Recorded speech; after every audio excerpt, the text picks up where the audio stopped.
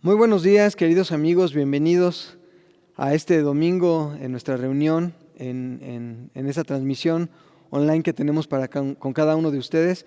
Es un privilegio poder estar nuevamente compartiendo la palabra hasta cada uno de sus hogares, hasta cada lugar donde nos ven. Me parece impresionante que aún a pesar de la circunstancia y de toda esta situación del distanciamiento que estamos viviendo por las condiciones actuales, me parece pues impresionante ver cómo la obra del Espíritu de Dios se sigue manifestando en aquellos que hemos estado dispuestos a conocerlo y a estar conectados con su palabra, con su corazón, con sus propósitos y con su voluntad.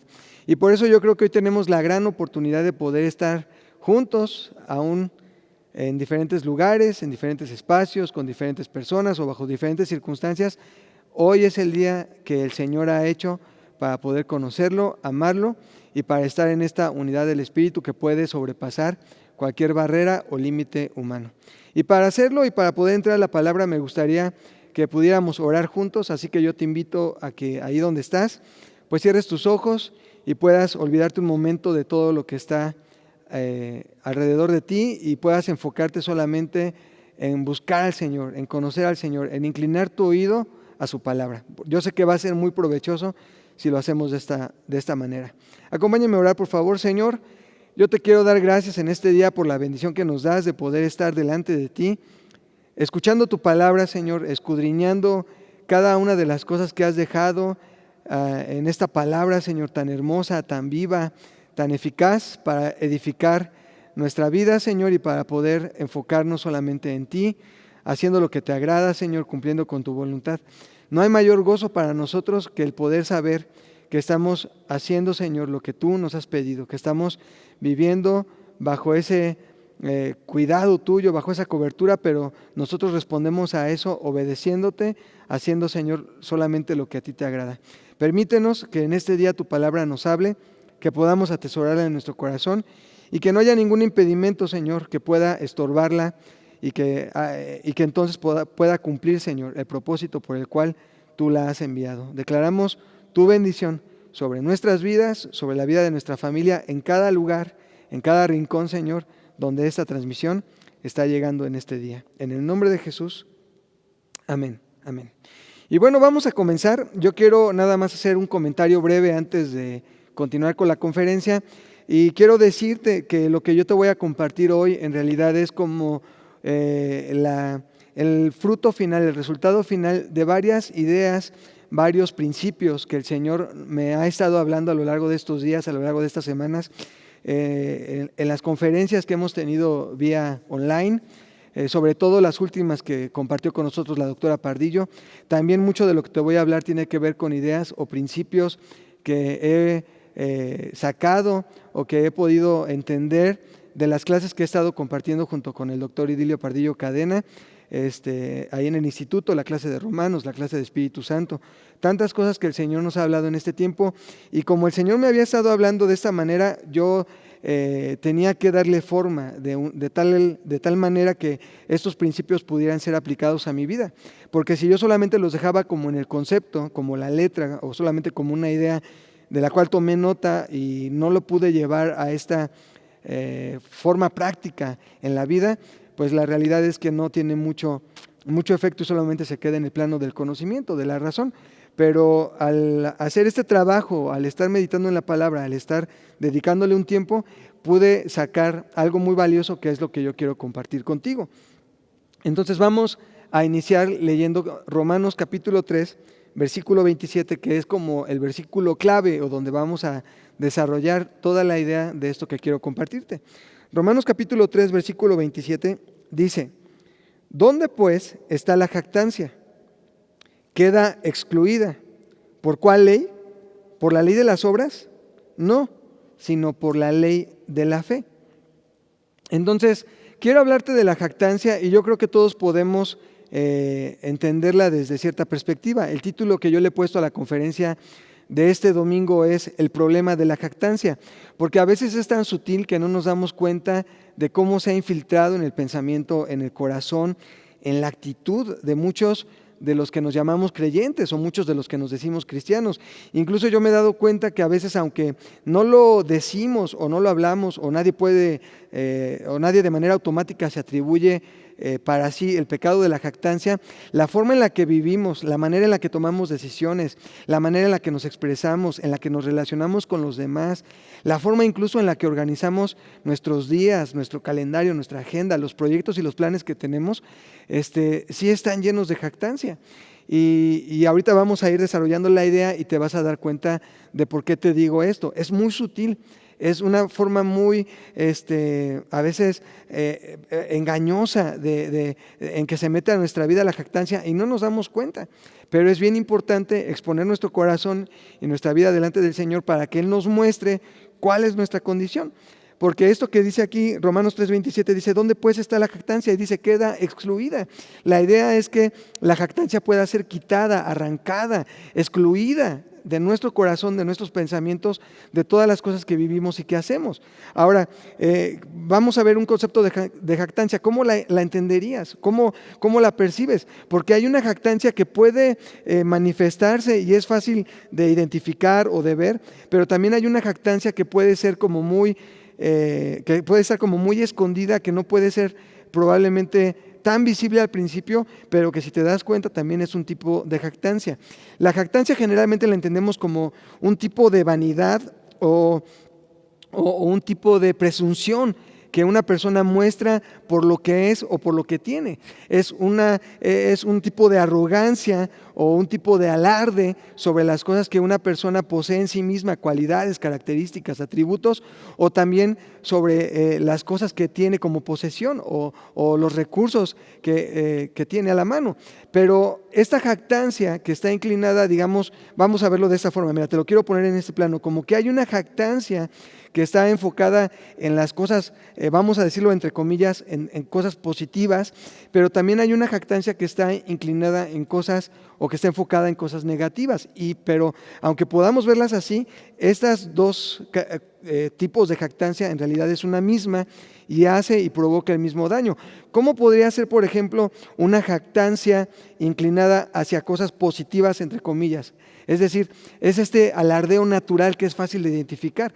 Es muy fácil decir, mira, esta persona es presumida porque siempre está hablando de sí mismo, de lo que tiene, de sus logros, de sus éxitos. Entonces es como una arrogancia, una presunción que está enfocada en estas cosas aparentemente positivas. ¿Y cómo la podemos identificar? ¿Cómo la vemos? Cuando la gente habla mucho acerca de lo que hace, mis obras, mis buenas obras, mira lo que estoy haciendo. O cuando dicen mi justicia, es que para mí no es justo porque yo considero, yo opino. O mira los dones que tengo, los atributos que el Señor me ha dado. Yo perdono, yo amo, yo siempre estoy dando otra oportunidad, yo soy buena gente, yo nunca le hago daño a nadie, soy una persona muy humilde, soy el siervo del Señor, mira, yo siempre estoy dando y si veo que otro necesita, yo siempre doy. Entonces como que es una jactancia inclinada hacia cosas aparentemente buenas, pero lo único que hacen es reforzar esa arrogancia, ese orgullo, ese alarde, esa presunción de esas cosas buenas. Entonces, este tipo de jactancia se puede identificar fácilmente, se puede notar, es algo que sí habitualmente las personas estamos como acostumbrados a identificar muy fácilmente. Pero también hay una jactancia que está enfocada en cosas como negativas. Y te voy a poner ejemplos para que puedas entenderme. ¿Cómo es este tipo de jactancia que es más difícil de identificar? Cuando hablamos de situaciones que tienen que ver con nosotros, pero en este lado negativo. Por ejemplo, esta jactancia que dice, cuando has visto una persona como esas personas hipocondriacas que siempre están enfermas de todo y todo les duele y siempre están hablando, es que mi dolor, mi enfermedad, es que mi situación física, es que si yo no tengo lo que otros tienen, pero mira cómo estoy sufriendo. Esa es una jactancia. A veces no es tan fácil de identificar porque no lo vemos así, porque ¿quién podría presumir o quién podría alardear de una situación tan triste o tan lamentable como esta, como una enfermedad? Sin embargo, te digo, es muy sutil porque a veces presumimos también de este tipo de cosas, mis enfermedades, mi dolor. Es que mira el desierto que estoy atravesando, nadie sufre como yo sufro. La situación que yo vivo nadie más la entiende, nadie ha experimentado lo que yo he pasado. Me traicionaron, me lastimaron, me maltrataron. Es que a mí siempre me falta, no hay nadie que me ayude. Si yo tuviera estos recursos, estas cosas. Bueno, esa situación es como estar jactándonos aún desde esta parte negativa. ¿Por qué? Porque esa jactancia de siempre estar hablando del dolor, de tu necesidad, de tu afectación, de tu enfermedad, de todo lo que tú tienes, finalmente es como poner otra vez la luz, el reflector sobre ti mismo. Entonces, es un tipo de jactancia también, difícil de identificar. Entonces, tenemos estos dos tipos de jactancia. Ojalá que pudieras entender bien este concepto de lo que te estoy tratando de explicar. Pero tenemos estos dos niveles o estas dos formas de la jactancia. Una jactancia que puede estar inclinada hacia cosas aparentemente positivas, pero también una jactancia que siempre está enfocada en nosotros, porque al final es hablar de toda nuestra situación, de toda nuestra circunstancia, desde la parte negativa, pero finalmente, como te digo, el enfoque somos nosotros. Y esto es un tipo de orgullo velado, de soberbia velada, de arrogancia, de presunción también, que finalmente es jactancia en todos los niveles en los que la Biblia nos la enseña. Y te digo que somos tan afectados por la jactancia porque si tú te das cuenta, la razón por la que muchas veces oramos tiene que ver con esta situación de que Dios se enfoque en las mismas situaciones que nosotros nos enfocamos, porque los afectados somos nosotros. Pero ¿cuántas veces, si tú puedes hacer un listado o puedes contar cuántas veces que te acercas al Señor en la oración, tu oración está enfocada en adorar al Señor, en reconocerlo a Él, en darle un reconocimiento a su persona, en buscar más de Él, de todo lo que Él tiene, esas cualidades, esas virtudes, atributos que hay en su persona con relación a nosotros? Te vas a dar cuenta que esas oraciones ocupan el espectro más pequeño de las veces que oramos. Ahora, yo no estoy diciendo que esté mal pedir por nuestras peticiones, por nuestras necesidades. Claro que es válido. La misma Biblia nos enseña que sean expuestas las peticiones delante de los demás, que oremos por ellas, que es válido hablarlas, exponerlas, que otros pueden interceder incluso por nosotros en ese sentido. Pero cuando la mayor parte del tiempo, la mayor parte de nuestras oraciones están enfocadas en cosas que tienen que ver con nuestra situación, con nuestra perspectiva, con nuestros dolores, con nuestras necesidades, entonces ese es un enfoque de jactancia, porque finalmente tú quieres como que obligar o forzar a que el Señor se base en eso para contestar la oración. Pero ese es un enfoque muy egoísta y ese egoísmo también es jactancia. Ahora entiéndeme, estoy diciendo que sí es válido exponer nuestras peticiones, pero ¿cuánto tiempo hablamos entonces de quién es Dios, de cuánto lo amamos, de cuánto deseamos servirle, de cuánto anhelamos más de su presencia, de su poder, de su autoridad en nuestras vidas, de ver su gloria manifestada? ¿Y qué tanto oramos pidiendo solamente que el Señor resuelva nuestros asuntos que a veces tienen que ver con cosas de esta tierra, cosas tan terrenales, tan limitadas, en lugar de orar por las cosas eternas? Ese es un tipo de jactancia. Y si tú te das cuenta, hablando también un poco de la oración, esta oración que en realidad debería ser como este circuito del habla que nos enseñaron en la escuela, donde hay un emisor que habla un mensaje, este mensaje es claro y entendido por el receptor quien lo escucha, y para que el circuito del habla pueda cerrarse, siempre el que es receptor del mensaje tiene que retroalimentar o tiene que dar respuesta al mensaje que inicialmente se dio, ahora convirtiéndose en hablante, y el otro que fue hablante primero ahora convirtiéndose en un receptor, y eso convierte o permite que se dé la comunicación, el poder hablar. Pero muchas de nuestras oraciones siempre los que hablamos somos nosotros, y Señor aquí, Señor allá, y Señor esto y lo otro, y Señor, Señor, Señor todo el tiempo. Y cuando en la oración encontramos este tiempo de pausa, de quedarnos callados, de poder estar atentos en nuestro corazón, inclinar nuestro oído para entonces dejar que Dios sea quien nos hable a nosotros. Cuando le damos la oportunidad al Señor en este tiempo de oración, de que sea el Señor ahora quien manifieste algo de su palabra. Por eso a veces pensamos que Dios no nos contesta.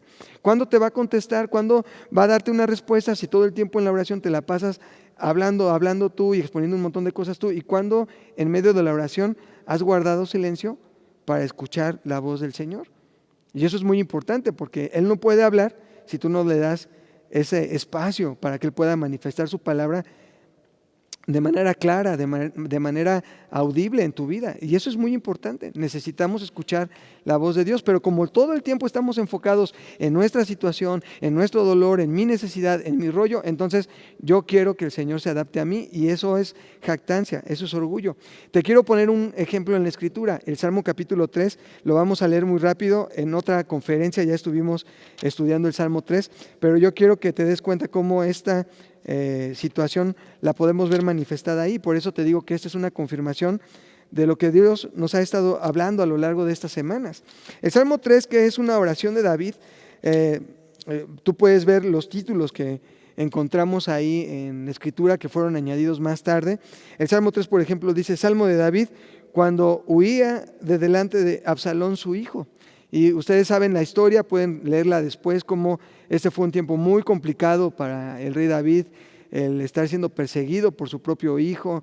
Es una traición dentro del seno del hogar, una rebelión dentro del seno de la familia que pues causa mucho dolor a los padres. Pero fíjate, vamos a leer el Salmo 3, cómo empieza David orando. Dice: oh Señor, ¿cuántos se han multiplicado mis adversarios? Muchos son los que se levantan contra mí. Ahora, la pregunta, fíjate cómo cuando te ensimismas o el enfoque eres tú, o los ojos están puestos en las cosas terrenales, siempre las sobreexponemos o siempre las hacemos más grandes de lo que realmente son. Porque si David es el rey de Israel y él tiene la autoridad ahí, pues la mayor parte del pueblo, la mayor parte del ejército, la mayor parte de los hombres está con David. Y el que se está rebelando contra él solamente es uno, su hijo Absalón. Claro que él tiene su equipo, su meeting, su grupo ahí también aliado a él, pero en realidad solamente es uno quien se levanta contra él, es Absalón. Pero como se sobredimensiona la situación por estar enfocado, es este tipo de jactancia de la que te hablaba al principio, una jactancia del lado negativo. Señor, mira cuántos se han multiplicado mis adversarios, cuántos enemigos, muchos son los que se levantan contra mí. Estamos viendo una oración de David. Ahora fíjate, esto es válido. Como te digo, no estoy diciendo que no sea válido orar de esta manera.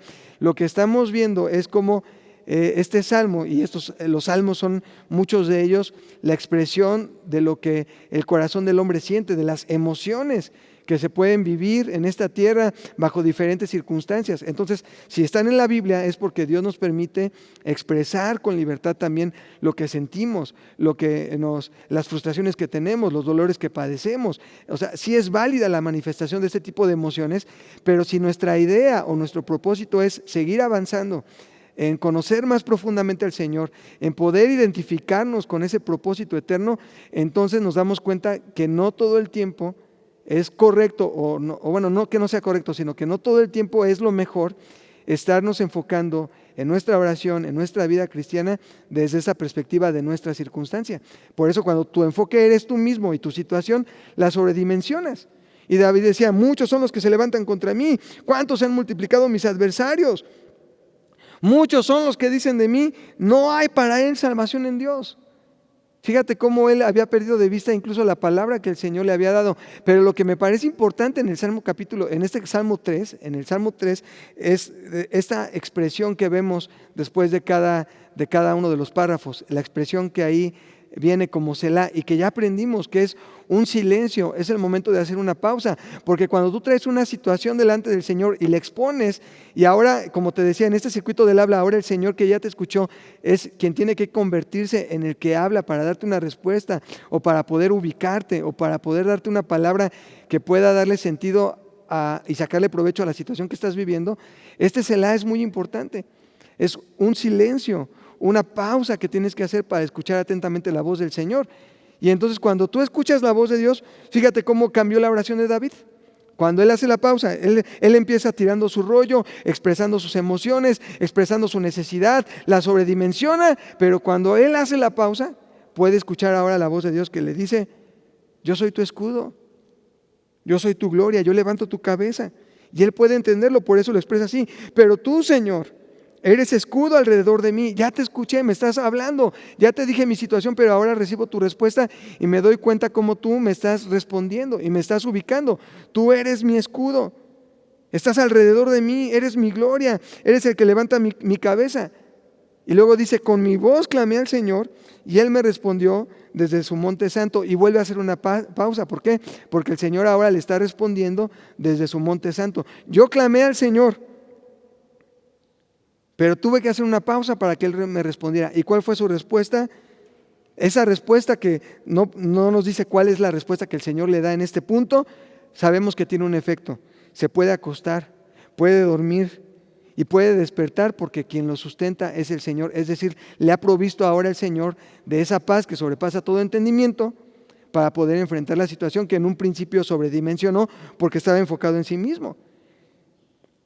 Me acosté, dormí, desperté porque el Señor me sustentaba. Y por lo tanto ahora no temeré a 10 millares de gente que pusiera en sitio contra mí. Si se levanta una multitud, o uno, o muchos, o los adversarios que sean, no tendré temor, porque el Señor está conmigo. Entonces fíjate cómo cambia la oración de David cuando es expuesto a esta situación de primero exponer su situación, pero ahora enfocarse en lo que el Señor le está dando como una respuesta. Entonces vemos que empieza jactándose, pero luego se ubica. Y eso es una bendición. ¿Por qué necesitamos cambiar nuestra perspectiva de la vida cristiana y de la oración y de la forma en la que nos acercamos a Dios? Porque si tú te acercas al Señor solamente desde la perspectiva de cosas terrenales, de cosas humanas, de cosas que tienen que ver con la dimensión de este mundo, te vas a perder la bendición de poder conectarte con las cosas eternas. Por eso el consejo de Colosenses 3 es: pon tu vista en las cosas de arriba, no en las de la tierra, porque poner la vista en las cosas de la tierra es jactancia, es orgullo, es soberbia, ya sea para las cosas buenas o para las cosas malas, ya sea para tus triunfos, tus éxitos, las metas que has logrado, las riquezas que has acumulado, las bendiciones que has tenido, o también la jactancia que está enfocada en los dolores, en tus situaciones complicadas, en tus pruebas, en tus luchas, en lo que nadie te entiende, en tus traiciones, en tus enemigos. Eso es poner, tanto para una como para otra cosa, eso es poner la vista en las cosas de este mundo. Pero cuando elevas tu vista a las cosas eternas, es ahí donde vale la pena conocer al Señor. ¿Y por qué debemos cambiar nuestro enfoque? ¿Por qué debemos cambiar nuestra perspectiva? Para disfrutar de Él, simplemente porque Él es nuestro Señor, Él es nuestro Padre, un Dios de amor, un Dios de perfección. Para poder convivir con Él, la oración no solamente tiene que ser como pliegos petitorios. En esta situación de angustia, de necesidad a la que el mundo está sometido, una situación de prueba, muy pocos son los que van a superarla, muy pocos son los que van a salir aprobados en este examen, porque todos están, la mayoría están enfocados en una situación de angustia, de mala aventura, de dolor, de dificultad. Y entonces, ¿cuándo es el momento correcto para confiar en el Señor y disfrutar plenamente de todo lo que Él es? Esa es la oportunidad, esta es la hora, este es el momento. Es muy fácil hablar de la fe y de la bendición de Dios y de confiar en Él cuando todas las cosas no son favorables. Pero qué importante es poder conocer la bendición de Dios, el favor de Dios en medio de un tiempo difícil. Y no solamente verlo como alguien que nos provee, que nos resuelve la bronca, sino como de ver a nuestro Dios como ese Dios, ese Padre con el que podemos convivir, con el que podemos disfrutar, con el que podemos tener una relación de amistad. Una relación en la que, una comunión tan íntima, tan profunda, en la que nosotros podamos contarle nuestros sueños al Señor, pero que Dios también pueda contarnos cuáles son los sueños que tiene para nuestra vida, para este mundo, para esta congregación de la cual todos formamos parte. Poder participar en esta comunión de las cosas que son comunes para Dios y para nosotros. Porque a veces queremos que Dios se enfoque tanto en lo nuestro que nos olvidamos de lo que a Dios le interesa, de lo que a Dios le agrada. Porque simplemente hablar de lo que necesitas con el Señor, eso no es comunión. O pasarle el recado o la lista de todas tus necesidades, eso no es comunión. Enterarlo de tu situación, que claro que Él ya conoce, eso no es comunión. Sino tener el mismo interés que Él tiene, poder amar lo que Él ama, incluso poder llegar a aborrecer lo mismo que Él aborrece. Interesarte en lo que ocupa el corazón del Señor. Como dos personas que se aman y se complementan, que comparten sus sueños. Ese es un nivel de intimidad y de comunión al que no muchos pueden llegar, porque están tan enfocados en su propia jactancia. Mira, te lo voy a mostrar con otra escritura. Cantares capítulo 1, versículo 7. Vamos a ver aquí Cantares 1:7.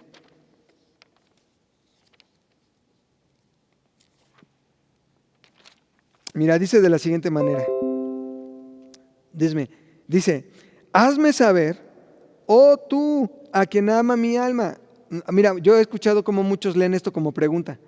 Hazme saber, oh tú, a quien ama mi alma. No es como que, a ver, hazme saber a quién ama mi alma, ¿no? ¿Quién es el objeto de mi amor? No es eso. Es, Señor, mi alma te ama a ti.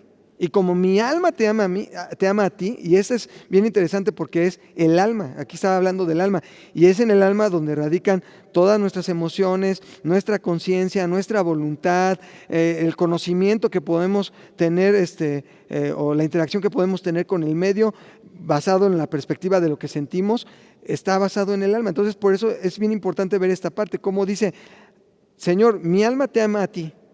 El objeto del amor de mi alma eres tú. Entonces, como mi alma te ama a ti, hazme saber.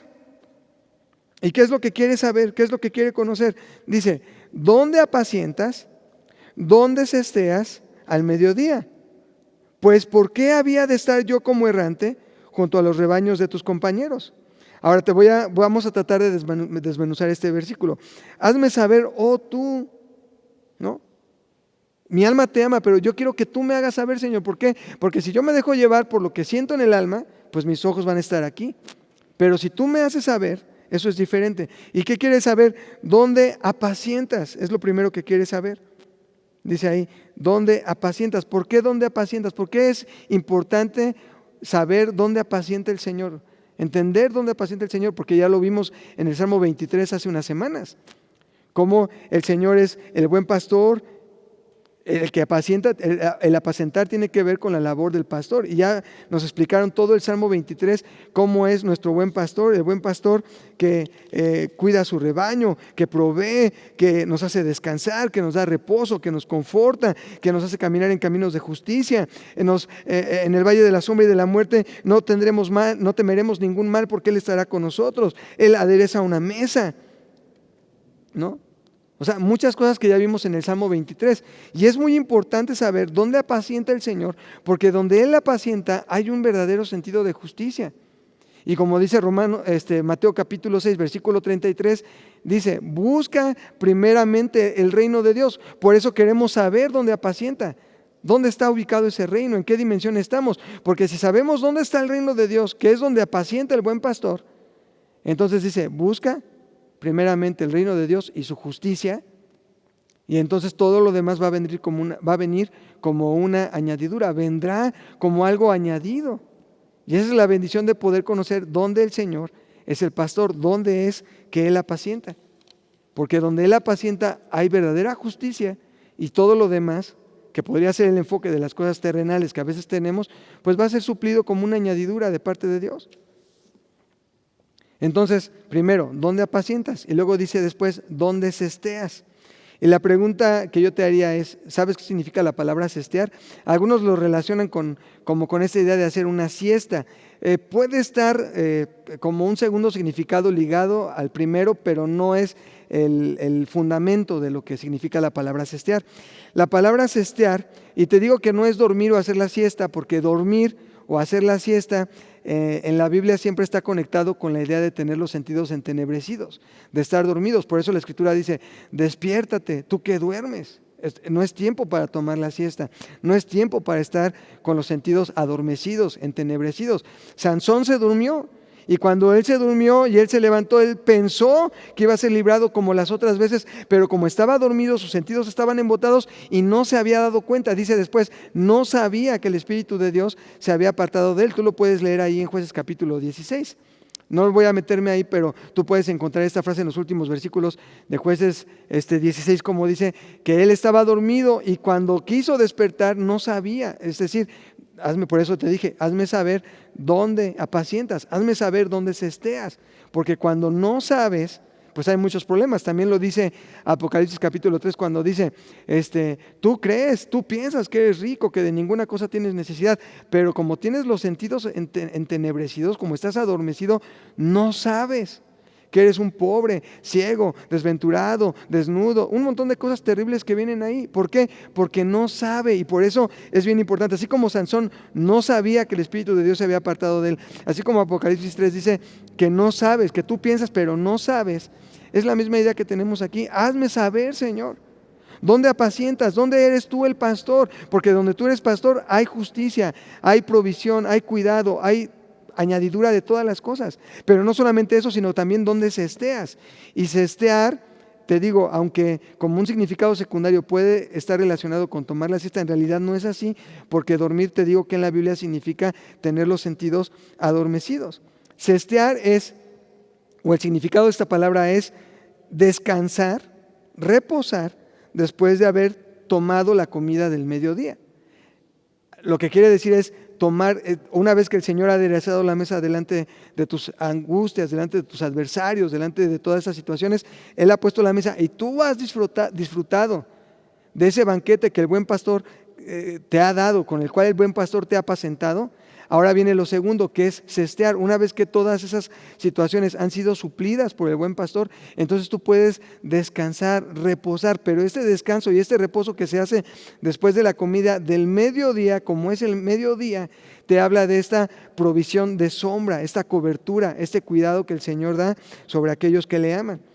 Y es refugiarse en la sombra durante las horas donde el sol es más inclemente. Y yo lo puedo relacionar como por ejemplo con el Salmo 91. ¿Te acuerdas del Salmo 91?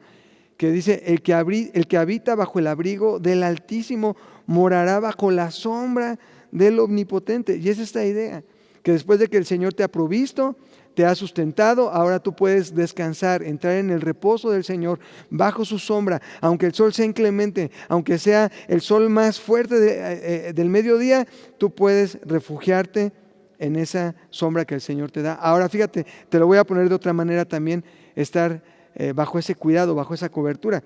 En mediodía, ¿qué dice Proverbios 4:18? Una cita que hemos repasado de manera constante en los últimos meses, las últimas semanas. Dice que la senda del justo es como la luz de la aurora que va en aumento hasta que el día es perfecto. ¿Y a qué hora es perfecto el día? Justamente al mediodía. Y al mediodía el sol está arriba, no hay sombra de variación, no hay ninguna situación que pueda estorbarte en el camino, no hay ninguna sombra que vaya por delante de ti, porque la sombra está sometida debajo de tus pies. Y este tiempo del mediodía, donde podemos estar bajo ese cuidado del Señor, es el tiempo también de una mayor revelación, de un mayor conocimiento de Dios. Y esa revelación, ese mayor conocimiento de quién es Dios, que te hace enfocarte en Él, lo que hace en automático es volverte libre, quitarte la jactancia. ¿Dónde está pues la jactancia? Dice ahí, queda excluida. Tenemos que sacarla. Esta revelación del Señor lo que hace es que la jactancia se quede a un lado. Y luego, ¿por qué? Si no lo haces así, viene lo que vemos ahí mismo en Cantares 1:7 en la parte B. Si tú no entiendes esto, entonces, ¿qué sucede? Versículo 7 en la parte B dice, pues, ¿por qué había de estar yo como errante junto a los rebaños de tus compañeros, dando tumbos, refugiándote en el consuelo de los compañeros, de los amigos, que muchas veces no va a ser efectivo? Como le pasó a Job con sus cuates cuando vinieron a consolarlo, a animarlo, a ayudarlo. En lugar de eso, esa sombra le provocó un montón de situaciones conflictivas a Job. ¿Por qué voy a andar como errante? ¿Por qué voy a andar dando tumbos? ¿Por qué voy a estarme refugiando en buscar consuelo en compañeros, buscando sosiego con otros, buscando sosiego en las cosas de la carne, de manera equivocada una y otra vez? ¿Por qué? Ahora fíjate, vamos a regresar otra vez a Romanos capítulo 3:27, porque esa es la idea, que podamos excluir la jactancia. Si tú no conoces al Señor, si tú no estás conectado con Él, entonces vas a tener este enfoque terrenal del que te hablaba en un principio. Si volvemos a Romanos capítulo 3, en el versículo 27, dice, ¿dónde pues está la jactancia? Y dice, queda excluida. ¿Cómo queda excluida? ¿Cuál es el antídoto? ¿Cuál es el remedio? ¿Cuál es la vacuna contra la jactancia? ¿Cómo podemos quitarla y eliminarla de nuestra vida? La respuesta nos la da aquí el mismo Romanos 3:27. Dice queda excluida. ¿Cómo queda excluida? ¿Cómo se elimina? Dice, por una ley. ¿Pero cuál ley? ¿La ley de las obras? Dice, no, esa ley de las obras no. La ley de las obras, lejos de excluir la jactancia, lo que hace es fortalecerla. ¿Cuál es la ley que se convierte en el antídoto contra la jactancia? Pues dice aquí, es una ley. ¿Cuál ley? ¿La de las obras? No, la ley de la fe. Entonces vemos que hay dos leyes, la de las obras y la ley de la fe. La ley de las obras la podemos identificar en la Biblia también como la ley de Moisés, porque la ley de Moisés lo que tenía era un montón de obras que se tenían que hacer, 613 mandamientos de la ley que se tenían que cumplir, que eran obras que tenían que llevarse a cabo para poder encontrar el favor del Señor al cumplirlas. Pero mira, lo que el Señor estaba tratando de demostrarles es que todo este conjunto de leyes, lo que en realidad hacía era, primero, demostrarle al hombre que nadie es capaz de cumplir al pie de la letra todos estos mandamientos de la ley. Nadie. ¿Quién pudo cumplir esos mandamientos de la ley? Era imposible que una persona pudiera cumplir en su totalidad y a la perfección cada uno de estos mandamientos. El único que pudo lograrlo fue el Señor Jesús. Y cuando Él los cumple todos, en Él también nosotros somos favorecidos y también es cumplida esa ley. Por eso Él dijo, yo no vine a quebrantar la ley, yo vine a darle cumplimiento. Y cuando Él viene a darle cumplimiento en Él, en ese uno, nosotros también podemos verla cumplida. Pero entonces esta ley de las obras representa la ley de Moisés. Y esta ley de las obras, como dice Romanos 3:27, ¿dónde está pues la jactancia? Dice, queda excluida. ¿Por cuál obra? ¿Por la de la ley? ¿Por cuál ley? Perdón, ¿por la de las obras? No. ¿Por qué? Porque la ley de las obras lo que hace es fortalecer la jactancia. ¿Qué pasaba con los fariseos? ¿Se acuerdan de los fariseos? Jesús puso un ejemplo y siempre tenía muchas broncas con los fariseos. Y bueno, no Jesús con ellos, sino más bien los fariseos con Jesús, porque Jesús siempre los confrontaba con la situación de ver que ellos se jactaban por las obras de la ley que decían cumplir. Y Él puso un ejemplo en Lucas capítulo 18. Lucas 18, versículos del 9 al 14, ¿se acuerdan? Yo creo que todos hemos leído este pasaje y lo tenemos perfectamente bien ubicado. Lucas 18, versículo 9 al 14. Fíjate cómo empieza diciendo, a unos que confiaban en sí mismos como justos.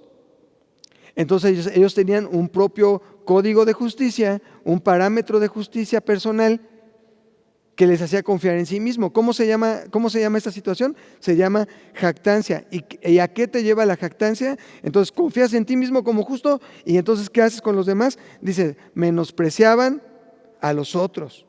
Yo soy el parámetro. Yo digo lo que es justo y lo que es injusto, lo que es bueno y lo que es malo, lo que es bendición y lo que es maldición es conforme a mis parámetros. Eso se llama jactancia. Y el Señor, cuando ve la jactancia de estos fariseos que confiaban en sí mismos, de estos maestros de la ley, del pueblo de Israel que confiaba en sí mismo por cumplir con la ley, les contó también esta parábola. Versículo número 10. 2 hombres subieron al templo a orar. Uno era fariseo y el otro era publicano. Conocemos el estatus de estos dos grupos, el de los fariseos, el de los publicanos. Mira, híjole, no quisiera detenerme en esto porque sería entrar en la historia y podríamos tardarnos mucho tiempo. Pero ¿cómo es posible que tú en el Antiguo Testamento no ves a los fariseos nunca? Nunca ves a los fariseos en el Antiguo Testamento y de repente algo pasa y ahora los ves, entramos al Nuevo Testamento y ahí los ves ahora polulando por todos lados, siendo los que dictaminan o los que rigen y gobiernan la vida espiritual del pueblo de Israel con un montón de vicios y corrupciones. ¿Dónde surgieron los fariseos? Bueno, la escuela de los fariseos surgió precisamente en el tiempo posterior a la cautividad babilónica, cuando no había templo, no había sacerdotes, cuando estaban en otras naciones y tuvieron la necesidad de ahora reinterpretar la ley para poder cumplirla en un tiempo donde no tienes todos los elementos a la mano para cumplir la ley a la perfección como lo establecía Moisés. Y entonces como ya no puedes llevar la ofrenda al templo porque no hay templo, ya no la puedes presentar con el sacerdote porque los sacerdotes ya no están, ya no puedes ir a Jerusalén porque está en una situación deprimente y tú eres cautivo en otra nación, pues ahora te voy a dar un código de conducta, un montón de leyes añadidas, un montón de ideas humanas que te van a llevar a cumplir la ley en un tiempo donde no puede ser cumplida como se esperaba. O te voy a dar un montón de añadiduras a la ley para que tú puedas amar al Señor de una forma en que así te asegures que no rompas ninguno de estos mandamientos. Y de repente entonces surgen los fariseos, los escribas, todos estos doctores de la ley en un tiempo pues muy complicado en la historia de Israel. Y no los ves en el Antiguo Testamento hasta que llegamos al Nuevo Testamento. Entonces, todos conocemos cómo eran los fariseos, pues ya no hablamos mucho de ellos. Conocemos también cuál era la situación de los publicanos, judíos que servían al Imperio Romano cobrando impuestos o cumpliendo tareas en favor del gobierno romano y que por lo visto eran despreciados, desechados por la sociedad judía que los veían como traidores a su nación. Pero bueno, ya tenemos estos dos conceptos. Uno era fariseo, subieron dos hombres al templo a orar, uno era fariseo y el otro era publicano. El fariseo, puesto en pie, oraba consigo mismo de esta manera. ¿Con quién oraba? ¿Con el Señor? No, estaba orando consigo mismo, jactancia. ¿Cuál era su enfoque? No era Dios, su enfoque era él mismo. Y empieza a decir, ¿no? Dios, le habla a Dios, pero aquí no hay ese circuito del habla del que te platicaba hace un rato, no está presente, porque el que está hablando es él. Y él piensa que su mensaje es oído, pero Dios no puede escuchar esa oración porque no lo están considerando y además no es invitado a la plática y por lo tanto tampoco puede dar una respuesta a esta situación. Y entonces, aunque dice Dios, pues ora para consigo mismo. Dios, te doy gracias porque no soy como los otros hombres, ladrones, injustos, adúlteros, ni aun como este publicano. Y empiezas a ver esta jactancia inclinada hacia el lado de las cosas positivas de las que ya te platiqué en un principio, ¿no? Ayuno 2 veces a la semana, doy diezmos de todo lo que gano. La jactancia, ¿qué hizo? ¿Él cumplía las obras de la ley? Sí, él presumía de cumplir las obras de la ley. Entonces, ¿cómo vas a excluir la jactancia? Si es precisamente, ¿por cuál ley la vas a excluir? ¿Por la ley de las obras? No, porque la ley de las obras, en lugar de excluirla, lo que hace es fortalecerla. Este fariseo se ve fortalecido en su jactancia. ¿Por qué? Porque cumple las obras de la ley de Moisés, la ley de las obras. Y en lugar de volverse a alguien más noble, alguien más sensible a la voluntad del Señor, alguien humilde, en realidad se vuelve más arrogante, más presumido, más soberbio. Se fortaleció la jactancia en él, ¿no? Ahí vemos esta idea. Y luego vemos la otra oración del publicano. El publicano, estando lejos, ni siquiera se atrevía a alzar los ojos al cielo, sino que se golpeaba el pecho diciendo, Dios, sé propicio a mí, pecador. Mira, y lo vemos así como que, ay, qué bonita oración. Yo prefiero orar como el publicano, sí, pero el publicano en realidad también estamos viendo, o sea, fíjate cómo es un asunto, tú lo puedes ver de dos maneras. Y vamos a llegar a la conclusión, porque sí, al final dice que uno se fue justificado y que el otro se fue pues condenado todavía. Pero aunque uno se fue justificado, el asunto de nosotros es que como cristianos, como creyentes, como gente que estudia la palabra, ya hemos sido justificados y no podemos tomar este ejemplo de la oración del publicano porque esa fue una oración que ya se hizo en un principio, pero si estamos creciendo y madurando en la fe, no podemos todo el tiempo presentarnos con la actitud del publicano porque al final también es lo mismo, esta jactancia inclinada hacia lo negativo. Una jactancia, una arrogancia que tiene que ver solamente con mi situación. Fíjate cómo oraba, se golpeaba, el publicano estaba lejos, ¿no? Le estaba dando más importancia a la situación de su pecado que en lugar de verlo como la oportunidad de poder acercarse al Señor para encontrar redención. Cuando nosotros por alguna razón pecamos o cometemos un error o fallamos en alguna cosa, la tendencia del corazón del hombre es alejarse. Pero esa es jactancia. Es como Adán y Eva cuando pecaron. ¿Qué hicieron? ¿Por qué no fueron mejor?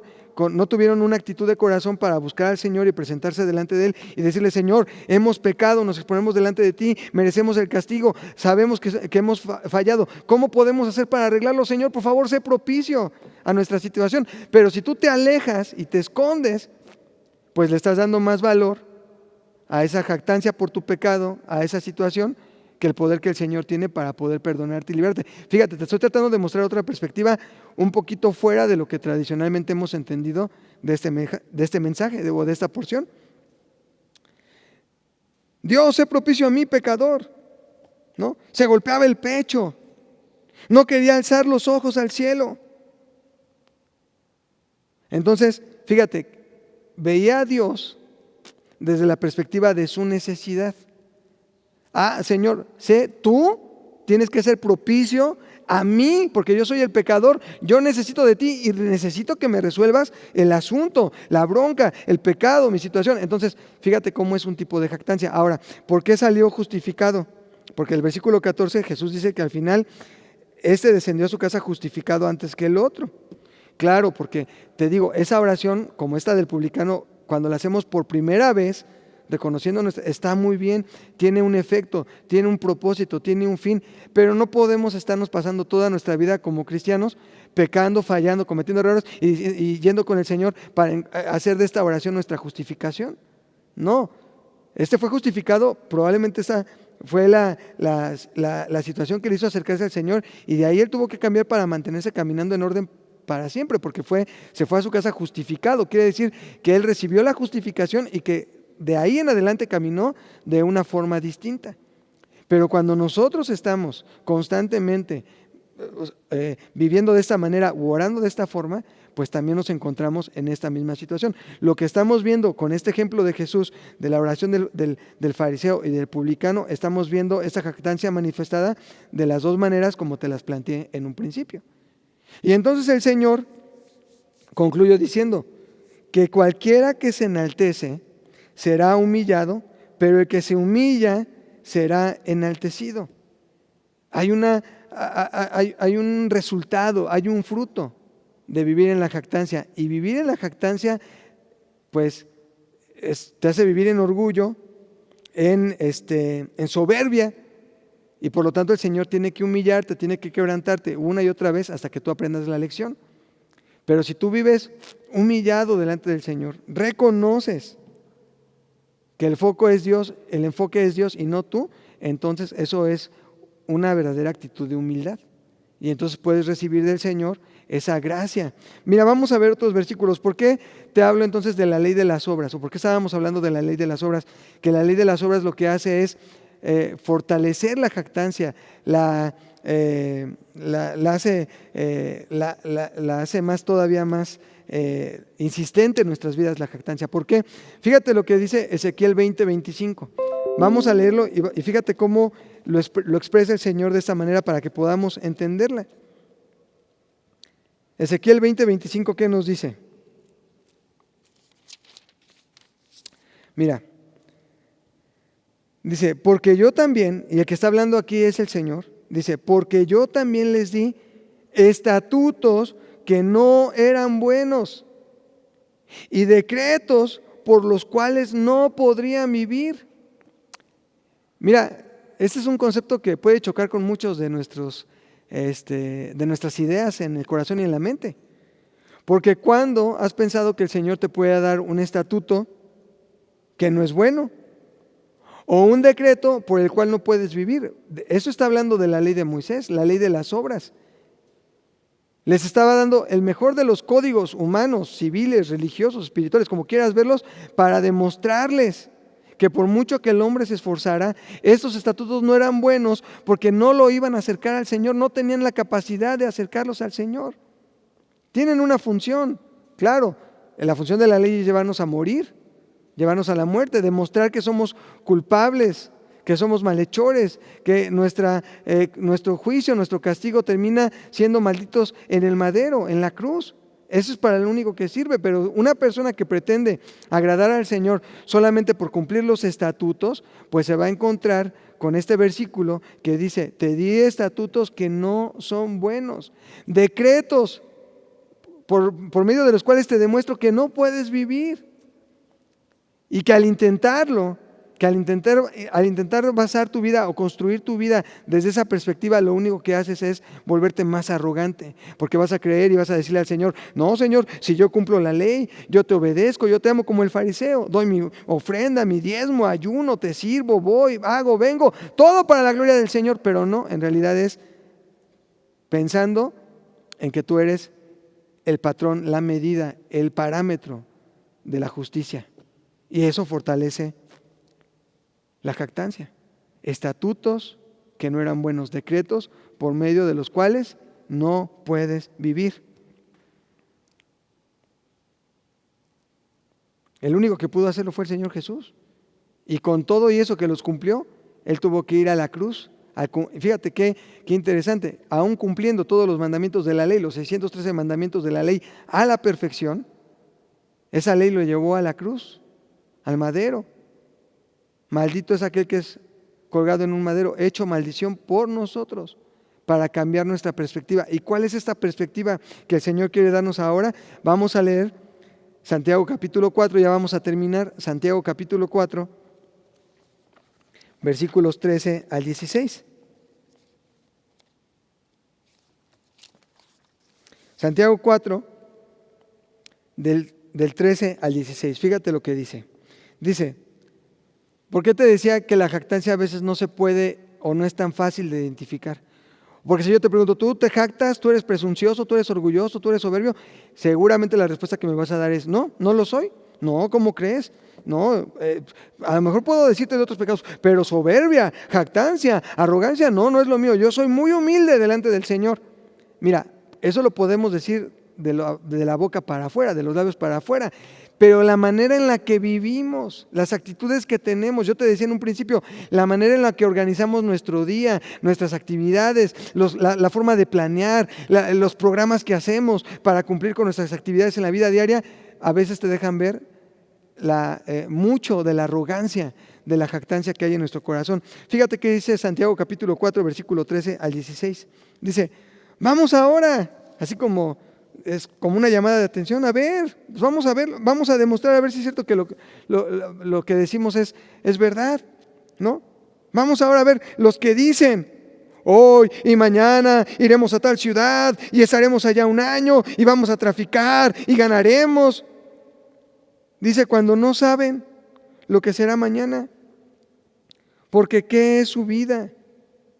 Su vida ciertamente es neblina que se aparece por un poco de tiempo y luego se desvanece. En lugar de decir todo eso, ustedes deberían decir, si el Señor quiere, viviremos y haremos esto o aquello. Pero fíjate cómo la Biblia usa las mismas palabras. Versículo 16, pero ahora se jactan. ¿Dónde está la jactancia? Tiene que quedar excluida. ¿Por cuál ley? ¿La de las obras? No, por la ley de la fe. Esa ley de la fe que se cumple en nosotros cuando vamos a la cruz con Cristo y morimos a nuestro yo. Y ya no vivo yo, sino que ahora vive Cristo en mí. Y lo que vivo en la carne lo vivo en la fe del Hijo de Dios. La ley de las obras. Si Dios quiere, la ley de la fe es, si Dios quiere, si Dios lo permite, si Dios nos da la oportunidad, si está en su voluntad, mañana haremos esto o aquello, o podemos planear, o haremos aquí o allá. Pero si Dios quiere, si en su gracia Él nos lo permite, esa es la ley de la fe. Una total dependencia de la voluntad del Señor. Versículo 16, pero ahora se jactan en sus soberbias. Es como pareciera redundante porque jactancia y soberbia son como similares, pero vemos aquí cómo se jactan en su soberbia. Es una cosa exponencial que ha crecido, que se ha fortalecido. Toda jactancia semejante es mala. Toda jactancia, toda actitud semejante es mala. Por eso debemos cuidar nuestro corazón. Y mira, para terminar, vamos a leer Mateo capítulo 6. Es el antídoto contra la jactancia. Por eso la jactancia se le conoce como el pecado del día de mañana. Mañana voy a hacer, mañana voy a ir, mañana soluciono. Mira, el pasado ya no puedes hacer nada por él, ya quedó resuelto, ya sucedió, pero ya quedó resuelto en la cruz del Señor, en la cruz de Cristo, en la salvación que Él nos dio. El pasado ya quedó ahí guardado en un cajón. Lo único que tenemos es el día de hoy. Mañana no sabemos si vamos a tener la oportunidad. Es jactancioso pensar que tendremos el día de mañana. El único día que tenemos es hoy. El único momento es hoy. La única hora que tenemos es hoy. Qué diferente sería vivir la vida solamente pensando en que nuestro día es hoy. Después podremos meditar en esa palabra, pero fíjate, vamos a ver qué dice Mateo capítulo 6 para terminar.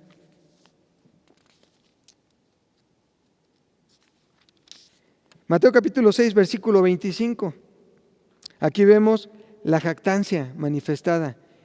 el pecado de pensar en el día de mañana. Dice así: por tanto les digo, no se afanen por su vida, qué han de comer o qué han de beber, ni por su cuerpo qué han de vestir. ¿No es la vida más que el alimento y el cuerpo más que el vestido? Miren las aves del cielo, no siembran, no siegan, no recogen en graneros, y su Padre Celestial las alimenta. ¿No valen ustedes mucho más que ellas? ¿Y quién de ustedes podrá, por mucho que se afane, añadir a su estatura un codo? Y por el vestido, ¿por qué se afanan? Consideren los lirios del campo, cómo crecen. No trabajan, no hilan, pero les digo que ni aun Salomón, con toda su gloria, se vistió así como uno de ellos. Y si la hierba del campo, que hoy es y mañana se echa en el horno, Dios la viste así, ¿no hará mucho más a ustedes, hombres de poca fe? Por eso es necesaria la fe, la ley de la fe, porque la ley de la fe es el antídoto contra la ley de las obras que fortalece la jactancia. ¿No hará el Señor así con ustedes, hombres de poca fe? No se afanen pues diciendo, ¿qué comeremos? ¿Qué beberemos? ¿Qué vestiremos? Porque los gentiles, los que no conocen al Señor, buscan todas estas cosas, pero su Padre Celestial sabe que tienen necesidad de todas estas cosas. Pero busquen primeramente el reino de Dios y su justicia, y todas estas cosas les serán añadidas. Así que no se afanen por el día de mañana, porque el día de mañana traerá su afán. Basta a cada día su propio mal. Pensar de una forma contraria a lo que nos dice el Señor Jesús es jactancia. Terminamos. Santiago capítulo 4, versículo 6, última escritura que vamos a ver este domingo. Santiago capítulo 4, versículo 6. Dice de la siguiente manera: pero Él, o sea el Señor, da mayor gracia. Por esto dice, Dios resiste a los soberbios, Dios resiste al jactancioso, Dios resiste al orgulloso, Dios resiste al soberbio, pero le da gracia, esa gracia multiforme, esa gracia que puede llegar a nuestra vida de diferentes maneras, solamente puede recibirla aquel que es humilde. Dios le da gracia al humilde. ¿Y en qué consiste la verdadera humildad? Consiste en una total dependencia del Señor. Señor, tú eres mi enfoque. No hay ninguna situación en este mundo, no hay ninguna situación en esta tierra a la que yo pueda darle más valor que el valor que tiene tu palabra, tu promesa, tu persona sobre mi vida. Por lo tanto, hoy decido no ver o que mis ojos no se enfoquen en las cosas de esta tierra, sino elevar mi mirada hacia las cosas eternas. Pongo mi vista en las cosas del cielo y no en las de la tierra. Eso es humildad y eso es lo que te permite disfrutar de esa mayor gracia, de esa multiforme gracia de Dios que solamente les da a aquellos que dependen totalmente del Señor, de su Padre. Vamos a orar. Señor, queremos darte gracias por la palabra que nos has dado en este día. En medio de un mundo, Señor, que está turbado con tantas aflicciones, con tanta desesperanza, cuando hay, Señor, tantos malos panoramas, hay tantos malos augurios, cuando los caminos se están tornando cada vez más oscuros para la gente del mundo, nuestro camino está lleno de luz, porque es la dirección que seguimos, el camino de justicia, la senda del justo, que va en aumento como la luz de la aurora hasta que el día es perfecto, Señor. Ese es el camino que nosotros vamos y queremos depender de ti. No preocuparnos, no afanarnos, no tronarnos los dedos, Señor, no usar la oración como un medio para tener intimidad y comunión contigo, sino solamente como una herramienta para ser satisfechos en todo aquello que pensamos que necesitamos. Ayúdanos a cambiar nuestro enfoque. Queremos ver hacia arriba, elevar nuestros ojos hacia las cosas más altas, hacia cosas eternas. No querer, Señor, enfocarnos en las cosas de este mundo que solamente traen tristeza y dolor. Las cosas de este mundo, Señor, se descomponen, se oxidan. Los ladrones pueden minarlas y hurtarlas, y todo aquello que puede representar seguridad para el hombre se puede desvanecer en un segundo, como ha quedado demostrado, Señor, a lo largo de estos meses. Aquello que le daba seguridad a tantas personas, a tantas familias, a tantos gobiernos, de repente se ha esfumado y ahora viven en zozobra, en miedo, en temor, pero siguen igual de orgullosos, Señor, porque piensan que ellos tienen la respuesta para todas las cosas. Pero aquí hay un grupo de personas, Señor, un remanente fiel, un grupo de hijos tuyos que hemos tomado la decisión de enfocarnos solamente en ti, en tu belleza, en tu gloria, en tu poder y majestad, en la autoridad con la que gobiernas todas las cosas. Y con esa autoridad, Señor, pues no hay nada que pueda salir de tu control, ni de tu supervisión, ni de lo que tú has permitido. Por lo tanto, Señor, hoy queremos ligarnos a esa justicia tuya. Queremos recibir de ti esa gracia multiforme que solamente das a los humildes, aquellos que reconocen una total dependencia de ti, Señor, para poder vivir.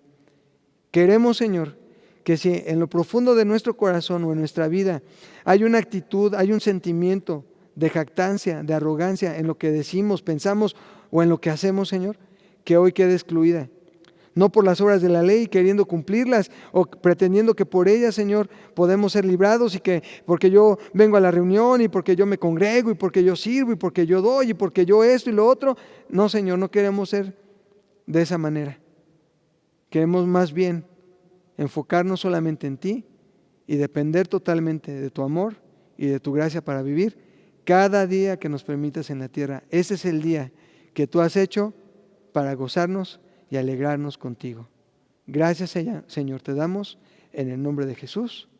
Amén. Que el Señor les bendiga, amigos. Gracias por su atención. Les enviamos un abrazo fraternal a todos, aún a la distancia, y esperamos que puedan ver la gloria de Dios en los siguientes días con su familia. Bendiciones.